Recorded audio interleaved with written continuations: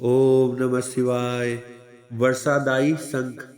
एक समय पृथ्वी पर लगातार 12 वर्षों तक भयंकर अकाल पड़ा। अकाल के समय न कभी नभ पर बादल दिखाई दिए और न ही धरा पर कहीं हरियाली। सभी झीलें, तालाब, नदी, नाले सूख गए। समस्त सृष्टि में हाहाकार मच गया। प्राणी जल की बूंद बूंद के लिए तरस गए तथा भूख से निष्प्राण हो तड़पने लगे। इंद्र देवता को प्रसन्न करने के लिए लोग तरह तरह की प्रार्थना अर्चना करते, मगर मेघ थे कि गायब ही हो गए। किसान अपनी सोने जैसी धरती के बंजर हो जाने के भय से हर समय प्रार्थना में लीन रहते। सूर्य अपने प्रकाश को जिसे अग्नि के रूप में धरती पर डाल रहा था, उससे समस्त जीव जंतु अकाल मृत्यु को प्राप्त होने लगे। भयंकर गर्मी में एक किसान ने अचानक अपने खेतों में हल जोतना शुरू कर दिया। संयोगवश शिव पार्वती भ्रमण करते हुए वहां आ पहुंचे। कमजोर शरीर वाले उस किसान को बंजर धरती पर हल चलाते तथा पसीने से लथपथ हुए जब माता पार्वती ने देखा तो उनका हृदय पसीज गया। वह सोचने लगी, यह किसान बिना जल के धरती पर हल क्यों चला रहा है? जब तक अकाल की स्थिति है, हल चलाने का कोई औचित्य नहीं होगा।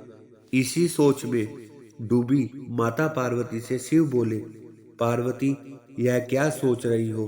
पार्वती बोली, देव, पिछले कई वर्षों से अकाल पड़ा हुआ है। बिना बारिश के इस बंजर धरती पर कुछ भी तो नहीं उगेगा।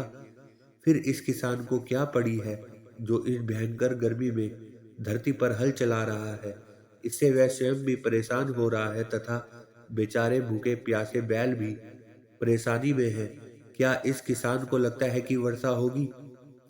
शिव बोले, नहीं, इसे कोई पूर्वाभास नहीं है कि वर्षा होने वाली है।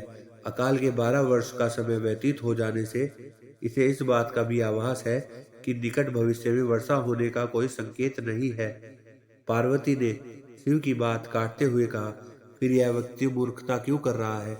माता पार्वती की शंका का समाधान करते हुए शिव बोले, यह व्यक्ति मूर्ख नहीं है, इसे सब कुछ पता है।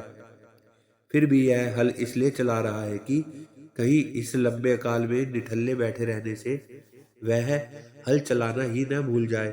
शिव का उत्तर पाकर माता पार्वती उस किसान के कष्टों के निवारण का उपाय ढूंढने लगी। माता जानती थी कि भगवान शिव जब भी अपना वर्षादायी शंख बजाते हैं तो वर्षा होने लगती है। उन्होंने शिव से कहा, प्रभु, किसान यह सोचकर कि कहीं वह हल चलाना ही न भूल जाए, कितना कष्ट उठाकर हल चला रहा है। लेकिन आपने भी तो इतने वर्षों से अपना वर्षादायी शंख नहीं बजाया है। कहीं ऐसा न हो कि आप भी शंख बजाना भूल जाएं। नहीं पार्वती, ऐसा कैसे हो सकता है?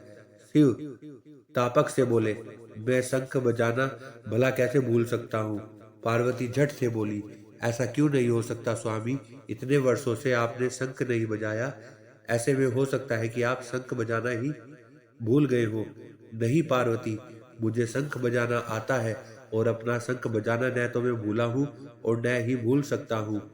शिव ने पार्वती की शंका निवारण के प्रयास में कहा, मगर पार्वती अपनी जगह अडिग थी।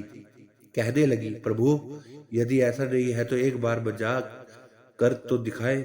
बजा क्यों नहीं लेते? पार्वती की बात सुनकर शिवजी को लगा कि वे संदेह में घिर गई हैं। संदेह निवारण करने के लिए उन्होंने तुरंत अपनी झोली से वर्षादायी शंख निकाला और पूरे वेग से उसे बजाने लगे। फिर क्या था, शंखनाद होते ही समूचे आकाश में मेघ गिर आए। काले रंग के घनघोर बादल आकाश में हो और बारिश न हो, ऐसा भला कैसे होता?